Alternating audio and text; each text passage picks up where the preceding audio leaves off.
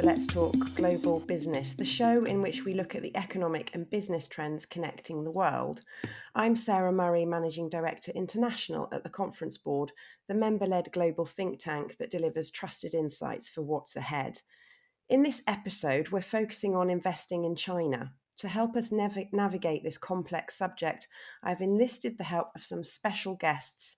Alicia Garcia Herrero, Chief Economist for Asia Pacific at Natixis, and Alfredo Montufar-Helu, leader of the Conference Board's China Centre. So let me start by asking you the key question. In 2025, if you were running a Western multinational, would you still be investing in China? Alicia, do you want to go first? Well, that's a very broad question. It would very much depend on what this multinational is doing. So, if the multinational were focused on China for China, um, I would be cautious because I don't think China's consumption is going to expand very fast. If that multinational were more interested in re-exporting from China, I would very much depend on where this company wants to export to. If it were the US, I would be very cautious, probably even more than if it were for consumption. But if you're thinking of global south, or areas where China has free trade agreements and already dominates those markets, maybe that is a good choice. So it very much depends on what this multinational is doing. Okay, thank you. Alfredo, anything you want to add? I agree with Alicia. I think it depends sector to sector and company to company. For certain, consumption is going down, it's slowing. And what we hear from our members is that consumers are not only spending less and saving more, but also downgrading their consumption to less expensive alternatives.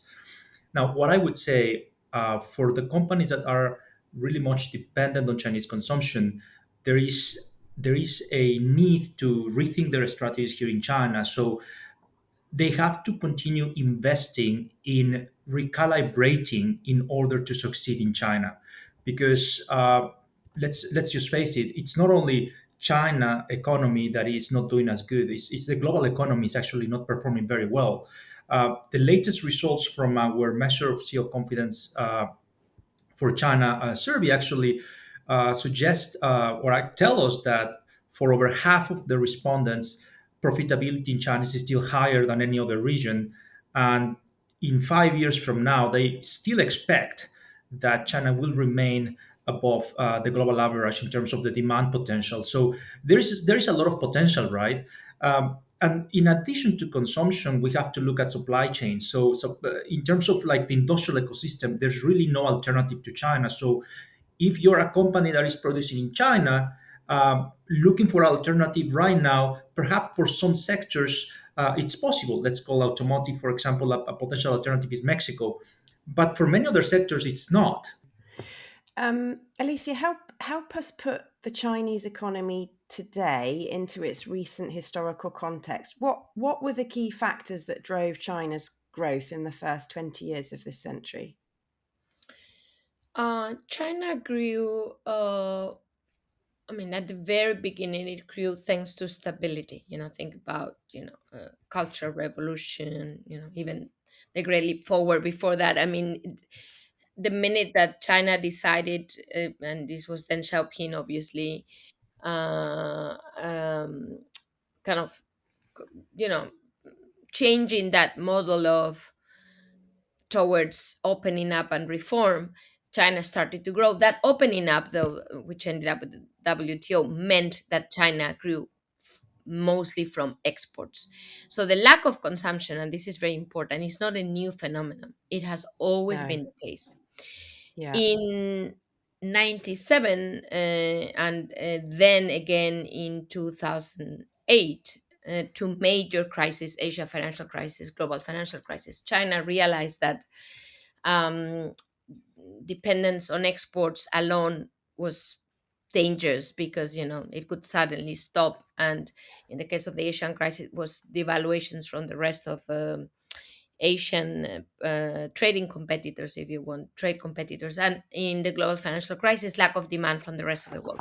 So what did And if I focus on the latter, what Wen Jiabao did was, I need domestic demand. But he didn't really do consumption. He didn't foster consumption. He fostered investment, real Mm. estate and infrastructure. And that was the model for years and years, until it ended because we had the real estate collapse, and infra was already, like in excess, in a way, overcapacity of infrastructure in China. So the return was very low. So, local governments didn't invest so much. End of the story. And this is COVID. China Mm. went back, to square one, to that reliance in exports. So it never, and this is key for everybody to understand, that this is not cyclical or just a short term issue. China never relied on domestic consumption for its growth model. Never, ever. And therefore, it is very hard for any of the companies that you cover to think that this is going to change all of a sudden, because they have had instances where it was really quite hard, probably harder than it is today, and they didn't change in that direction. Mm. So we are where we are today. We've had COVID. We've seen the property sector crisis. Is this the direction of travel for China's economy? The investment is not working anymore. Like you said, the consumption has always been an issue. How do you see this developing, or do you just think this is an inevitable part of the growth journey where there is this Yeah. slump and they have to regroup and work out how to get consumption working? So let me offer you a couple of numbers very quickly to, to answer that question. So China today is growing amazingly, 5% last year. It reached the target.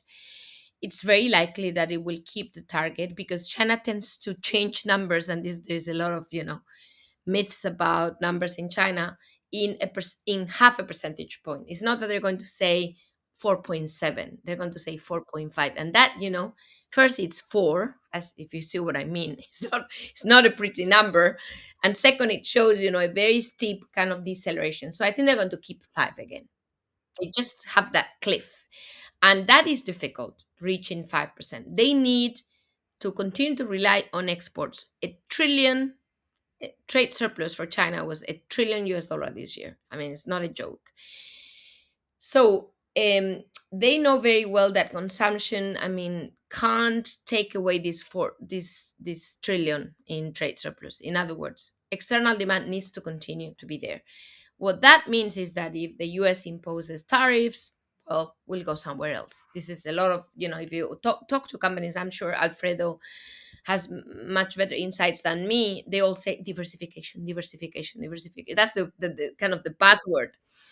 But we all know that it's not going to be easy to do that. So, what's ultimately the other kind of solution to your question is to accept reluctantly, but with words like quality of growth, or like things that kind of minimize the idea of the number, yeah, that and that, I think that's where the leadership is pushing gently towards quality, towards I don't know, smart cities, green tech, you name it, yeah, digital, la la la, understanding, and these are the numbers. I promise that China will grow less. And frankly, even if you talk to the planning agency, the NDRC, they will give you a number close to 2.3 by 2035. So and this is important for companies,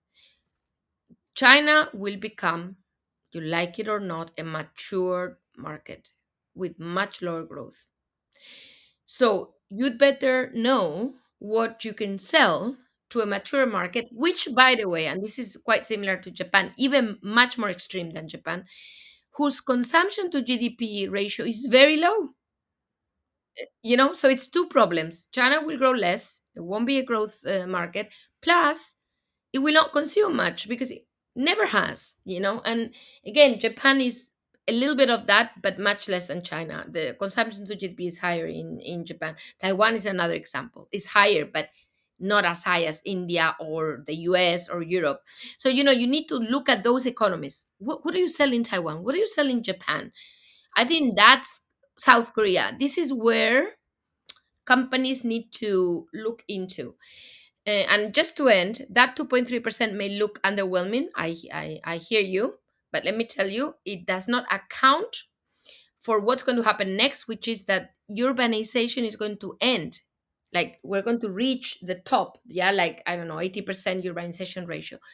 By then, depopulation in China, which now does not affect growth, believe me, because the cities still create jobs, and the jobs move from the rural areas, I mean the job seekers to the cities. Thus, the collapse in population collapse in China affects only the rural areas, so it's not relevant for growth. But when that ends, China will probably grow about 1% a year after 2035, maybe up. I can think of 2040, 2050. So I know this is a long way to go. Companies probably won't, plan all the way to 2035, 40. But I think it's important to realize that China's potential growth will be lower than the US, similar to Europe, similar to Japan, similar to, this is so again, a very mature economy with shrinking population and very low consumption ratio. Not that it won't be interesting, because it's a huge market, maybe for innovation, maybe sourcing, maybe, I don't know, value chains based on full automation. I mean, I'm not saying there's nothing to do in China, but you better pick your options, because if you pick them wrongly, this country will surprise you. It will have nothing to do with what you thought it would be, based on historical,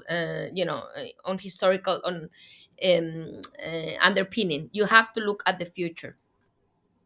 I mean, I think that just to summarize a little bit, we are in China facing a structural downshift, and I think we've been doing that for the past decade already. Because this whole idea about China transitioning to a consumption-led economy is not new, right? But what's happening right now demonstrates that there's a lot to be done for this transition to happen, right? China still depends a lot on investment-led growth. Changing from that to a consumption led economy, more than anything, requires a change in mindset from the current leadership, because they are currently focused on productivity, on what they call new productive forces, and strengthening their manufacturing sector in many ways, because they are responding to a more antagonistic geopolitical landscape, right? This, of course, means that the allocation of economic resources is being biased to the supply side of the economy, and therefore constrains this transition to a consumption-led economy. At the same time, Chinese officials understand the importance of reform, of a structural reform. The problem is that it takes time for this to have tangible results.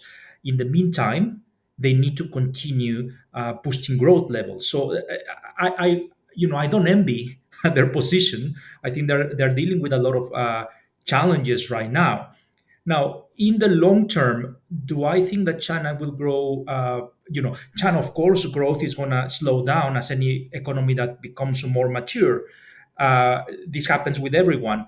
Do I think that there is a way out of this? I think there is. I mean, we have to start talking about total factor productivity. And as you know, Sarah, we do produce our long-term outlooks on many economies of the world, looking at TFP. And that's the whole idea of why they're putting a lot of attention to technology, because the idea is that technological advances, AI for example, would help offset the demographic changes that China is going to face over the next uh, decade. We're going to take a short break. Please note that you can find a wealth of content on China's economy by visiting our website. When we come back, we'll be looking forward to what leaders should be focusing on with regards to China and investing. Join us at the Conference Board's Future Reward Europe, happening on the 5th and 6th of June in Brussels. Explore cutting-edge thinking on pay equity, AI and compensation, employee experience, and more. all through a global lens. Hear from top reward leaders and connect with peers shaping the future of work. Register now at conference-board.org/rewards. Get insights, get inspired, get connected.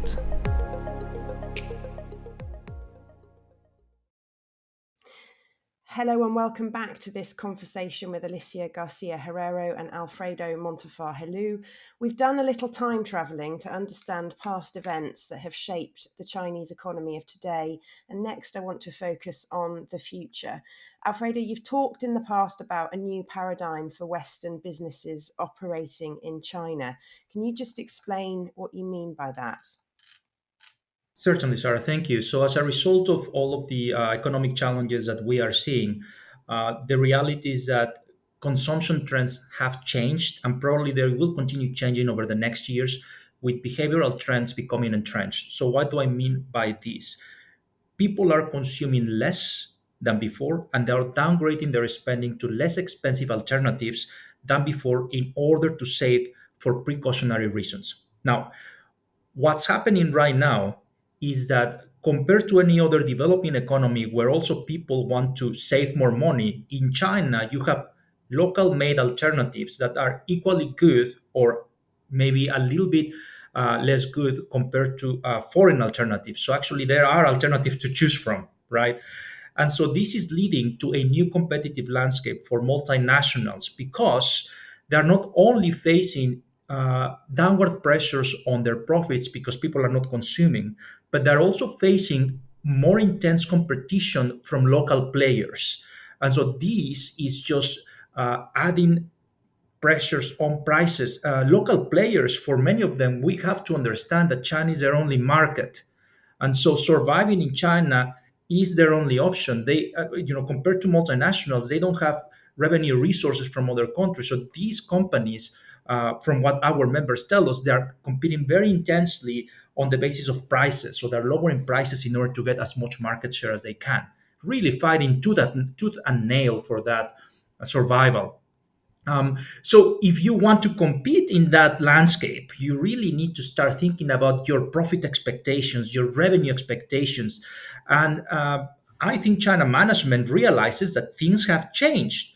The problem is that head offices in the US, in Europe, are not so willing to accept that the market that used to deliver double digit growth is no longer going to deliver that expected growth, right? And that is the key alignment problem, because this is leading to a situation where some companies are thinking about holding and growing or waiting and seeing until conditions improve. But the problem, as we said before, is that all of these changes are actually underpinned by very significant structural changes in China, right? So generating a turnaround to the situation is going to take time. So it's not a down cycle. This is not a down cycle. This is a structural downshift. Yeah. Alicia, anything you want to add to that? I agree fully with Alfredo. I mean, I think he put it so clearly that it's difficult to add. But maybe one thing to note, because we've been doing some research with all of the European chamber surveys, so kind of going historically, and and I think it's clear first that the companies, at least European companies, acknowledge that profitability is on a downward trend. I mean, this is clear. And on top of that, as a result, maybe, or they prefer to repatriate profits. They're not reinvesting as much as before. So this is in a way a self-fulfilling prophecy. Yeah, China is a very big market. Yes, maybe it's no longer such a growth market, but the dynamics are such in terms of competition, you name it, innovation. If you don't invest, it's very hard to keep your market share. I mean, it's just very difficult. So in a way, um this is like a full circle, yeah, because the numbers are worse. China is growing less, structural, as Alfredo said, totally structural. So I understand companies taking these decisions. I mean, there's a lot of also of geopolitical risk, push for the risking, also China's push for its own regulations, whether it's data transfer, you name it. Yeah, I mean, it's not easy for companies. All of that together, companies are either waiting or even repatriating. Why reinvest everything? And that in itself is in a way pushing their market share down. So that is what's happening. I think it's very important to realize that it is hard to see a better outlook, not only because of the economy but because of this trend. I don't know, Alfredo, if you see that as well. I would be I happy. mean, the only thing I would add to that is that the case of China is very particular, right? Because if this were happening in another country, that's okay because people would, anyways, only have either the option of going to like best in quality, right? Which is like what is produced and delivered by foreign companies, or the local alternatives, which ultimately may not actually reach that quality that you're looking for. In China, what is happening is that you do have good enough, if not even better alternatives than foreign companies at very low prices. And this is the key disruptor for foreign companies because consumers have alternatives to choose from. So the moment foreign companies get that idea of okay, we're going to wait and see and not invest, you are only opening a window of opportunity for local companies that are really trying to survive to get your market share. And once they get it, because consumption behavioral changes are becoming entrenched, once they get that market share, you are not gonna get it back.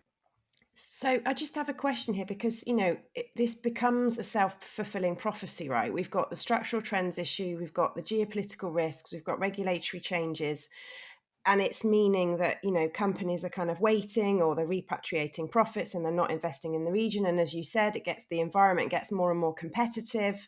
So, what should Western companies then do? Because the environment doesn't look like it's going to shift. So, what would you recommend that they do if they're staying in China but they're not investing? Then how are they going to play and win? Let me let's be frank. This is like a chessboard. Yeah. So European, I mean, foreign companies, not only European, foreign companies here could, they could say, you know what, I just need to keep my market share. I keep on investing. Yeah. But frankly, the return is increasingly low. So you also have to realize that some of them even have dividend policies that for many years in a way they didn't comply with in China because it was such a market that they didn't need to.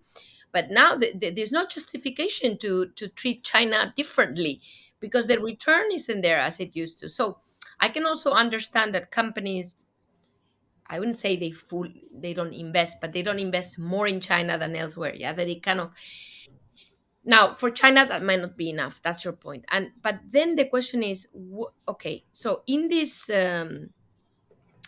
competition to nowhere, let's call it this way, competition Mm, to nowhere. Yeah, I mean, China will always win because it can lower prices more than anybody else for a number of reasons. First, the government is can back it up, yeah, in many ways, subsidies, tax break, export tax breaks, or you name it. Yeah, I mean, so even if you try, are you going to win this battle? It's like, mm, for me the problem is, if I saw a light at the end of the tunnel, I could tell companies, you know what, be careful with your market share.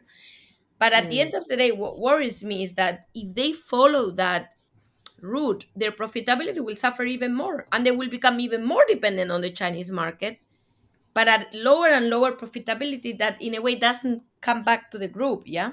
Yeah, So and it is very hard to say don't do this yeah, because I see no exit to this. And when I said this is a chessboard, let's be frank, the other side is not any stronger. It may look strong, but it yeah, might not be strong. Why? Because their profitability is even lower. Look at industrial profits in China; they're negative. They've been negative. I mean, yeah, and because this is unsustainable, because their yeah, profit margin is falling as a rock. Yeah. So, the thing is, when does this break down? Yeah. Yeah. I mean, do you want to hold it to see what's going to happen? Because this is unsustainable on the Chinese side as well. Of course, Alfredo said something very important. It also depends on how it plays out elsewhere. Yeah, I mean, capture markets, to put it very simply. Yeah, in the global south, maybe it lasts longer because you still can do this for longer. Margins tend to be much higher overseas than in China, that we know very well, especially in developed countries. Yeah. So this is a game. In a way, Yeah. this is a game. So I don't have an answer, but I wouldn't. The answer can't simply be invest more, because Yeah. there is a point here why they're not doing this, and it's very clear to me that if they do it blindly, it probably is even worse. Yeah. Do you see, we talk a lot about diversification. Do you see more of a trend of, given this context, companies are using the ecosystem that they've created, and they're using that to expand into Asia and beyond? Do you see more of that? I mean, I definitely, in my conversations with some of the CEOs of manufacturing companies here in China, they are using, some of them are using their supply chains here in China to service global South, and when I hear their stories, it just makes me think that this is one of the ways by which they can respond to more intense Chinese competition, which is they are incorporating some of the innovations developed Yeah. in this market to compete against Chinese companies somewhere else. And they're doing it successfully. In the specific case on one of the companies, they came to China, they realized very quickly that they were going to be priced out of the market. This happened decades ago. And they had to re engineer their product to fit local characteristics, right? Once that happened, they were able to compete successfully here in China against their local competitors, and now they're doing the same in ASEAN, Mm. right? In Central Asia. So I think that's something that other companies can also do. And I think that, in terms of what you asked first, Sarah, what needs to happen, I think the first thing is acceptance. Yeah. It's just you need to accept that this market has changed and that competition in this market has fundamentally changed. It's not going to go back to what it was. And I hear a lot of people talking about, you know, who's the next China? Is India the next China? My answer to them is not even China is the next China.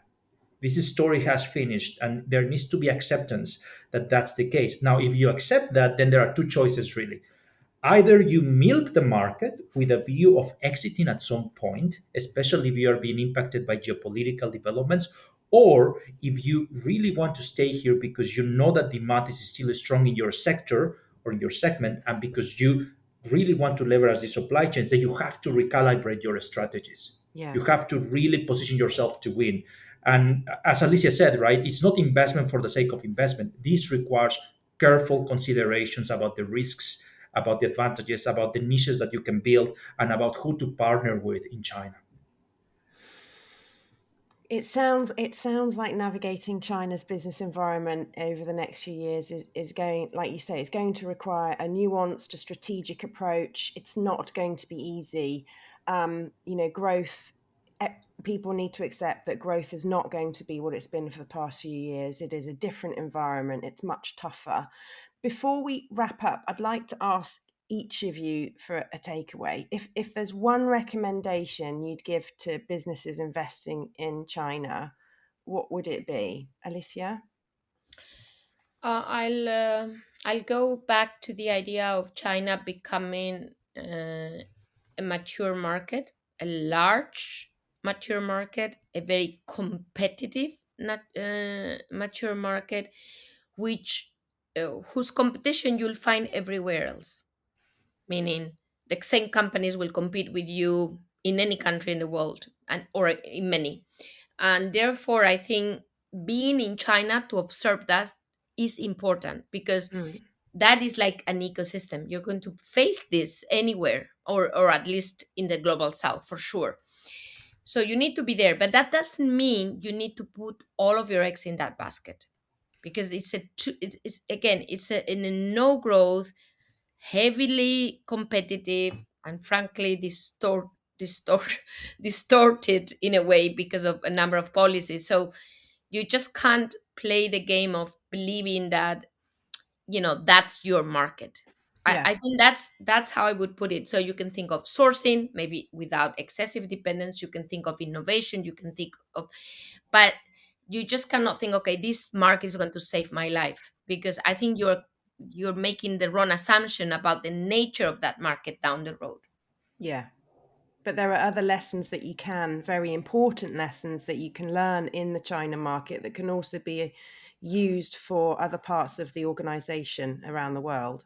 I Yeah, think that's what I'm really kind of picking up, like innovation, like supply chain, like dealing with competition, and the speed of change that's required within the Chinese market, I think is one that other markets could also learn from, right?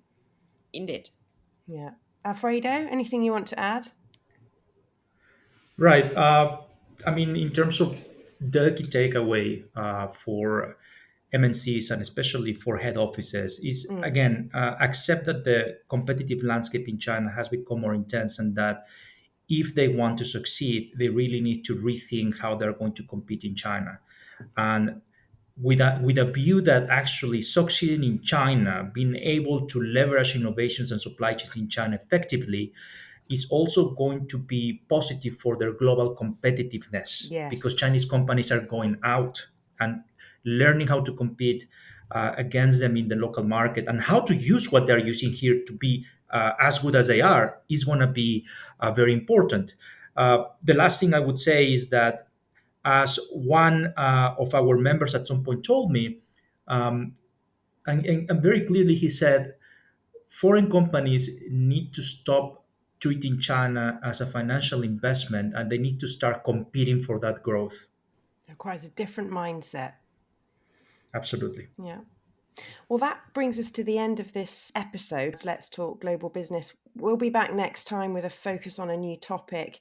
You can find more content on China's economy and listen to the entire catalogue of podcast programming from the Conference Board by visiting our website at conference-board.org. Thank you, Alicia and Alfredo, for sharing your insights with us. Until next time on Let's Talk Global Business.